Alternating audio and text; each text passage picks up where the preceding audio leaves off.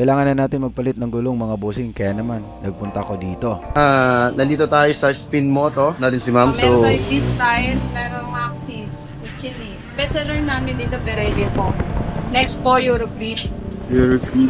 Ito po, Eurogrip po. Right, so Ayan. ito yung gulong Ito po, natin. Ako. Eurogrip. Ito po yung size na 120, 70, 30. Ano yung mga promo nyo ma'am? Wala? Free sealant, Pito Labor na po sa. Graceland, free liver, at saka yung Dito po. dito. May napili na nga tayong bagong tire sa ating PCX 160.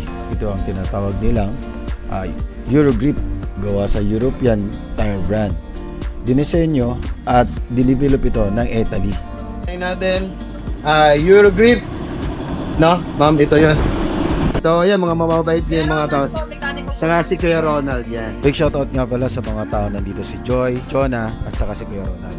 Shoutout sa inyong lahat at saka sa Spin Moto.